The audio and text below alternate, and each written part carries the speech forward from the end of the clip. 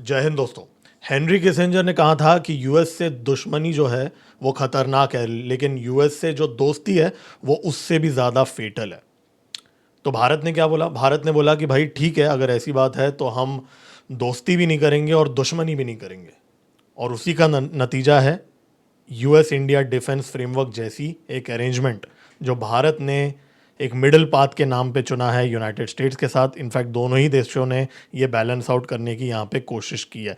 लेकिन पाकिस्तान को एक तरफ डोनाल्ड ट्रंप पप्पियाँ और झप्पियाँ दे रहा है, वहाँ पे आसिम मुनीर को तो वो दे रहा है, वहाँ पे उसका क्रिप्टो का डील चल रहा है, मिनरल्स का डील चल रहा है।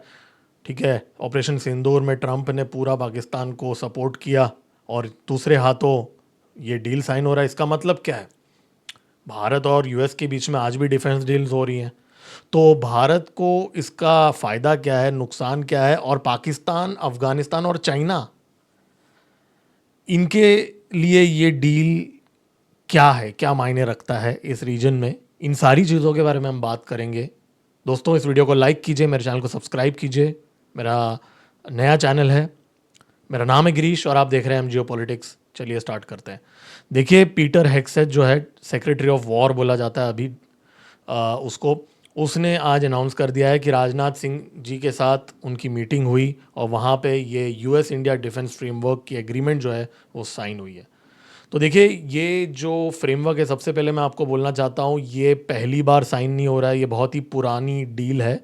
इनफैक्ट पहली बार भारत और यूएस के बीच में, वैसे तो बहुत पहले से चल रहा है, लेकिन 2005 में बुश के टाइम पे एक डिफेंस का एक फ्रेमवर्क साइन हुआ था। उसके बाद में 2015 को साइन हुआ था और ये वो 2015 का जो फ्रेमवर्क है उसका रिन्यूअल है। लेकिन इससे पहले हम कि ये एनालाइज करें कि भाई आज पाकिस्तान के साथ डोनाल्ड ट्रंप जो कर रहा है उसके कंटेक्स्ट में ये कैसा डबल गेम है, इससे पहले कि हम उस टॉपिक में आए, हमको 1 या 2 मिनट स्पेंड करना पड़ेगा थोड़ा हिस्ट्री जानने के लिए। ज़्यादा पुराना हिस्ट्री नहीं है, 2015 से की बात करूँगा मैं। तो पहले हम ये देखते हैं कि भाई जो 2015 में हमने जो ये सेम फ्रेमवर्क वाला साइन किया था एग्रीमेंट, उसका क्या हुआ? उससे भारत को कुछ फ़ायदा हुआ कि भाई वापस हम साइन कर रहे हैं? पहले हम वो थोड़ा स्टडी करते हैं। देखिए, ये जो साइन हुआ था 2015 में, ये पारिकर जी ने साइन किया था उस टाइम पे। आज राजनाथ सिंह जी साइन कर रहे हैं, उस टाइम पे पारिकर जी ने साइन किया था। और उसमें मेन देखो, वैसे तो बहुत सारी चीज़ें देखिए, सबसे पहले मैं आपको एक बात बोल दूं, ये जो फ्रेमवर्क की एग्रीमेंट है ये डिफेंस डील नहीं है। ठीक है, इसमें कोई पर्टिकुलर डील नहीं हो रहा है यहाँ पे कि भाई कोई ये चीज़ बेची जा रही है। ये एक फ्रेमवर्क है, एक ब्रॉड फ्रेमवर्क है। अब ये फ्रेमवर्क के अंदर एक एमओयू की तरह है, मतलब कोई कमिटमेंट नहीं है, लेकिन हाँ एक दोस्ती यारी का एक ये लेटर जैसा है। लेकिन इसमें क्या है ना, पिछले बार जब हमने साइन किया था तो उसके अंदर इंपॉर्टेंट चीज़ें क्या थी? इंजन का जिक्र हुआ था और एयरक्राफ्ट कैरियर की टेक्नोलॉजी, ये दो चीज़ें हाईलाइट थी पिछले बार की 2015 के इस डील की। ठीक है, मिला क्या आज? आप सबको पता है मिला कि नहीं, वो मैं आता हूँ उसके बारे में। तो कुछ खास फ़ायदा नहीं हुआ है, लेकिन फिर भी कुछ अ, मिला भी है भारत को। तो क्या मिला है वो थोड़ा फटाफट देख लेते हैं। सबसे पहले 2015 में हमें हमने अपाची हेलीकॉप्टर्स का डील किया था 3 बिलियन का, जहाँ पे हमने 22 अटैक हेलीकॉप्टर्स लिए और 15 चिनूक हैवी लिफ्ट हेलीकॉप्टर्स लिए, राइट। बोइंग के साथ हमने एग्रीमेंट किया था 2015 में। और उसके बाद में हमने 6 और अटैक हेलीकॉप्टर्स ऑर्डर दिए 2020 में। ये डोनाल्ड ट्रंप जब मोदी जी से मिलने के लिए आए थे अहमदाबाद में, जो उनका फेमस विजिट था, उसके बाद में डोनाल्ड ट्रंप की बत्ती गुल हो गई यूएस में। ये वो वाला डील है, उससे पहले साइन करने वाला। फिर उसके बाद में भारत की नेवी ने एक डील साइन किया, सी हॉक का एक डील साइन किया, जहाँ पे हमारे लिए नेवी के लिए हेलीकॉप्टर्स का डील साइन किया है। 2020 फेब की बात है ये, तो ज़्यादा 2015 जितना पुराना नहीं है। लेकिन यहाँ पे उसके बाद में ना एक बहुत ही इंटरेस्टिंग चीज़ होती है। डोनाल्ड ट्रंप के आने से पहले भारत में एक अनाउंसमेंट होती है कि भाई यूएस जो है वो एमरैम जो है भारत को बेच रहा है। जी हाँ, ये खबर आ गई थी कि भाई यूएस गवर्नमेंट 1.9 बिलियन डॉलर का एयर डिफेंस सिस्टम भारत को बेच रहा है। अब उस टाइम पे लोगों ने बोला कि भाई भारत ने तो 2018 में S-400 का डील साइन कर लिया था, और उसके बाद में अब ये यूएस से खबर आ रही कि भाई वो भारत को एमरैम बेच रहा है। तो ये एक न्यूज़ उस टाइम पे फैलाई गई थी, पूरा गर्म किया गया था भारत के अंदर लोगों को कि भाई एमरैम मिल जाएगा, ये है वो है। और उसके बाद में अगर देखा जाए तो भाई कुछ मिला नहीं। और उस टाइम पे एक अपाची का एक और डील साइन हुआ था, ठीक है, उस टाइम पे। और फिर उसके बाद में पिछले साल MQ-9 का 31 MQ-9 का डील साइन हुआ था, जहाँ पे 15 सी गार्डियन और 16 सी गार्डियन और 15 स्काई गार्डियन हमारे एयरफोर्स के लिए और हमारे नेवी के लिए हमने सर्वेलेंस के लिए ये लिया था। और बहुत सारे पर्पसेस के लिए हमने लिए थे। तो अब रिसेंटली खबर ये आ गई है कि भाई हम $4 बिलियन का हम P-8 पेट्रोल एयरक्राफ्ट खरीद रहे हैं, ठीक है। और ये $4 बिलियन का कॉन्ट्रैक्ट है। ये भी हम आज, और ये एंटी सबमरीन ऑपरेशंस और ओशन सर्वेलेंस के लिए इस्तेमाल किया जाता है। तो आज भी ये सारे डील्स तो यहाँ पे हो रहे हैं यूएस के साथ। लेकिन अगर आप एक चीज़ नोटिस करेंगे कि इन सब में, चाहे वो ड्रोन हो, गार्डियन ड्रोन हो, हेलीकॉप्टर हो, जो भी चीज़ें हमें हमारी साइन हुई हैं, ये सब यार ट्रांसपोर्ट, सर्वेलेंस, सब यही सारी चीज़ें साइन हो रही हैं। मतलब ऐसी चीज़ें जो आसानी से दूसरे कंट्रीज से भी हमें मिल सकती है, ये वो चीज़ें हैं। असली चीज़ जो टेक्नोलॉजी ट्रांसफ़र है, जैसे इंजन की टेक्नोलॉजी हो गई, जैसे एयरक्राफ्ट कैरियर की जो टेक्नोलॉजी है, उसमें यूनाइटेड स्टेट्स ने जो 2015 में शेयर किया था, उसमें लिखा था, ये 10 साल का 2015 वाले इसमें लिखा था कि हम एयरक्राफ्ट कैरियर, इंजन, ये सब शेयर करेंगे। मिला क्या हमें? कुछ नहीं मिला हमें। और जनरल इलेक्ट्रिक के साथ जो डील भी हमने साइन किया है, उसकी भी डिलीवरीज अटका के रखा हुआ है यूनाइटेड स्टेट्स ने।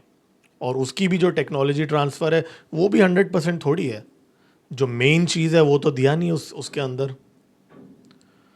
तो यूनाइटेड स्टेट्स एक तरफ से जो ये डिफेंस फ्रेमवर्क की बातें करता है, इसके अंदर यूनाइटेड स्टेट्स से वही चीज़ें देता है जो, मैं ये तो नहीं बोलूँगा इनकॉन्सिक्वेंशियल तो नहीं है, इम्पॉर्टेंट चीज़ें ही हैं। ट्रांसपोर्ट एयरक्राफ्ट की भी बातें चल रही हैं अभी भी, और अटैक हेलीकॉप्टर्स वगैरह ये इंपॉर्टेंट हैं। लेकिन अब एयर डिफेंस सिस्टम हो गया, फाइटर जेट हो गया, विदाउट किल स्विच हो गया, या मेजर टेक्नोलॉजी भारत को उसने दिया नहीं है। ये सिर्फ एलाइज के लिए रिजर्व्ड है, मतलब स्लेव्स के लिए रिजर्व्ड है।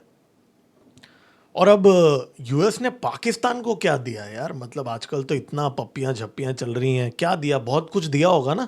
अभी इतना प्यार मोहब्बत चल रहा है तो बहुत माल दिया होगा, है ना। लेकिन जब मैंने डिग थ्रू किया 2015 से लेके आज तक की बात कर रहा हूँ, पाकिस्तान के साथ यूएस ने पिछले 10 साल की बात कर रहा हूँ, और मैं सिर्फ ट्रम्प की बात नहीं कर रहा हूँ, मैं ओबामा एडमिनिस्ट्रेशन की भी बात कर रहा हूँ। ओबामा तो चलो पहले का है, लेकिन मैं सॉरी ये डेमोक्रेट्स की बात कर रहा हूँ, जो बाइडन वाली एडमिनिस्ट्रेशन थी, वो और ट्रम्प दोनों ने ही कुछ ठेंगा दिया यार पाकिस्तान को। जैसे फॉर एग्जांपल 2015 में बोला था कि जी हम पाकिस्तान को हेल फायर का डील था एक, 1080 GM हेल फायर्स का, हम ये दे देंगे पाकिस्तान को। लेकिन वो डील कभी हुआ नहीं 2015 में। और फिर उसके बाद में बोला कि भाई हम पाकिस्तान को 8 F-16 दे देंगे, लेकिन यूएस कांग्रेस ने 2016 में इसको किल कर दिया और बोला कि भाई पाकिस्तान को हम ये नहीं देंगे। और 2022 में भाई F-16 की फ्लीट की एक मेंटेनेंस के लिए एक $450 मिलियन का एक सपोर्ट दिया था, मतलब स्पेयर पार्ट्स और ये सारी चीज़ें की थी। लेकिन कोई भी नया जेट नहीं दिया था, कोई भी नया वेपन्स या मिसाइल नहीं दिया था। और ये मैं जो बोल रहा हूँ ये सारे ऑफिशियल चीज़ें। अब अनऑफिशियली कुछ चीज़ें अगर हो रही होंगी तो वो मैं अभी कमेंट नहीं कर सकता हूँ, हालांकि उस पर भी मैं रिसर्च करूँगा। लेकिन ऑफिशियली तो कुछ नहीं दिया है। वही 450 मिलियन तो मुझे लगता है थोड़ा रिश्वत वगैरह होगा, जनरल वगैरह को थोड़ा टॉफ़ी वगैरह होगा। तो कुछ खास दिया नहीं है पाकिस्तान को, इसलिए पाकिस्तान आज भी उसका जो 90% इक्विपमेंट है पूरा चाइना का माल इस्तेमाल कर रहा है, राइट। तो अगर हम इस कंटेक्स्ट में देखेंगे तो मैंने अभी पूरा जो गिना है भारत के साथ जो यूएस ने माल बेचा है और पाकिस्तान को जो दिया है या बेचा है जो भी है, तो उस एंगल से देखा जाएगा तो कुछ खास दिया नहीं है पाकिस्तान को। अब नूर खान एयरबेस में जनरल इलेक्ट्रिक के जो इंजीनियर्स हैं वो अभी जाके वहाँ पे वापस बंकर्स वगैरह या जो अंडरग्राउंड बेसमेंट वगैरह सेटअप कर रहे हैं, वो अलग बात है, ठीक है। टेक्निकल सपोर्ट वगैरह दी जा रही है। और पाकिस्तान के अंदर जो न्यूक्स हैं वो यूएस कंट्रोल करता है। अभी तो एक्स CIA एजेंट ने ANI के इंटरव्यू में बोल दिया कि भाई पाकिस्तान का जो न्यूक्स है वो यूएस कंट्रोल करता है। तो उस एंगल से अगर देखेंगे तो वो कोऑपरेशन चल रही है, लेकिन डिफेंस डील्स नहीं हो रही हैं यहाँ पे। और अब आ जाते हैं चाइना के ऊपर। भाई चाइना इसको कैसे देखता है? देखिए, भारत ने इस समय क्वाड जो है वो एकदम, इस साल तो क्वाड डेड था, मतलब डोनाल्ड ट्रम्प आने वाला था, भारत में क्वाड समिट के लिए, क्वाड समिट हुआ ही नहीं। अब बोला जा रहा है कि भाई अगले साल होगा क्वाड, लेकिन भारत रुका नहीं है। भारत इंडिपेंडेंटली जो क्वाड के कंट्रीज हैं उनके साथ भारत डायरेक्टली काम कर रहा है इस समय। तो भारत यूएस के भरोसे नहीं बैठा हुआ है क्वाड में यहाँ पे।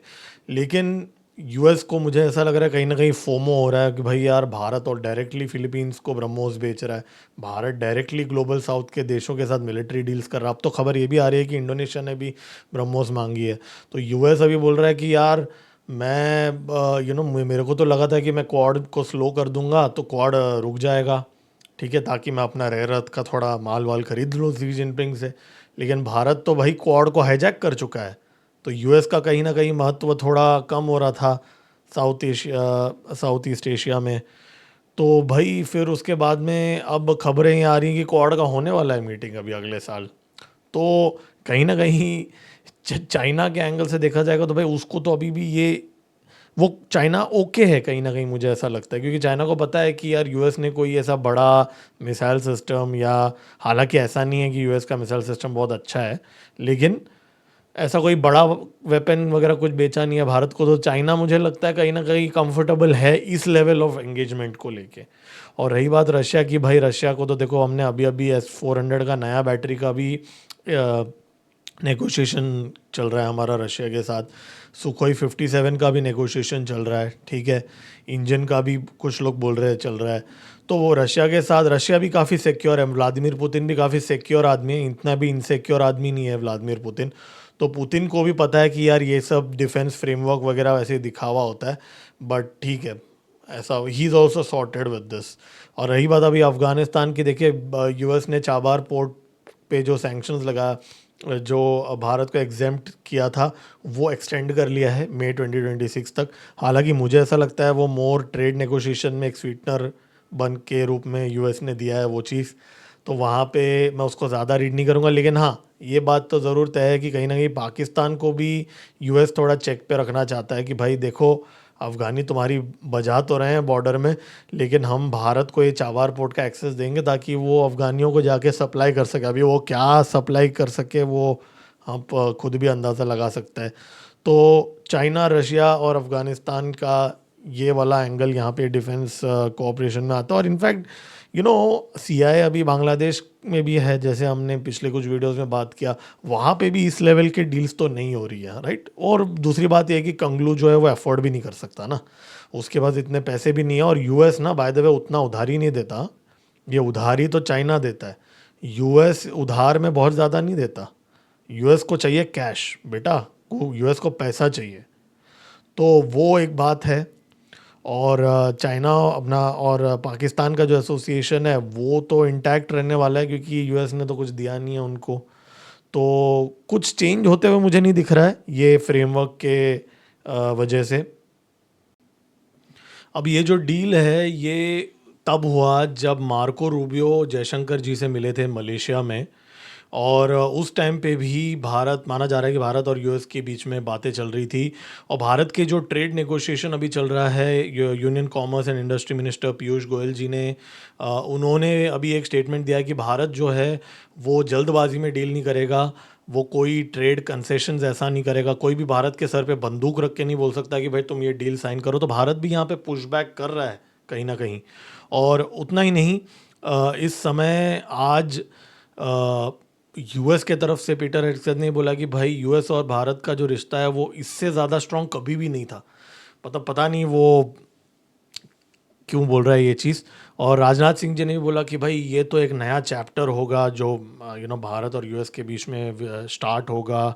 तो हाँ, नया चैप्टर तो होगा। ये चैप्टर एक ऐसा चैप्टर होगा जहाँ पे यूएस भारत को बैक स्टैप करेगा, पाकिस्तान को हेल्प करते रहेगा, हालांकि मिलिट्री हार्डवेयर नहीं बेचेगा, लेकिन स्ट्रेटेजिक सपोर्ट प्रोवाइड करते रहेगा। और कारगिल वॉर में जो यूएस ने हमें जितना मदद किया था वो हम कैसे भूल सकते हैं, बहुत ज़्यादा मदद किया था ना, हमारे लिए जीपीएस बंद करने की कर दिया था, ठीक है। आज तो हमारे पास नेविक है, ठीक है, आज हमें यूएस के सैटेलाइट की ज़रूरत नहीं है, आज हमारे पास नाविक है, आज हमारा जो इंडिजीनियस मिसाइल्स वगैरह हम घर पे ही बनाते हैं, हमें यूएस की ज़रूरत नहीं है। एयर डिफेंस सिस्टम के लिए भी हमें यूएस की ज़रूरत नहीं है, अटैक के लिए भी हमें उनकी ज़रूरत नहीं है। लेकिन हाँ, जियोपॉलिटिकली यूएस हमारे लिए बहुत ज़्यादा ज़रूरी है। पर्सनली मैंने एरिक गारसेटी के टीम के साथ काम किया था पिछले साल। मैंने एक डॉक्यूमेंट्री बनाया था, किसी और दिन मैं उसके बारे में बात करूंगा। मैं उनसे मिला भी था, एरिक गारसेटी और इन लोगों से। तो यूएस के लोगों का ना काम करने का तरीका ही कुछ अलग है। वो लोग बोलते कुछ और हैं, करते कुछ और हैं। उनकी जो मैसेजिंग है अलग अलग लेवल्स पे होती है। लगभग सारी देशों का यही होता है, लेकिन यूएस का थोड़ा अलग लेवल का चीज़ होता है। तो दोस्तों, आज कुछ और अपडेट्स भी आई हैं। मिलते हैं मेरे अगले वीडियो में। दोस्तों, इस वीडियो को लाइक कीजिए, मेरे चैनल को सब्सक्राइब कीजिए। मैं और वीडियोस बनाते रहूँगा। मेरा नाम है गिरीश और आप देख रहे हैं एम जियो पॉलिटिक्स। जय हिंद।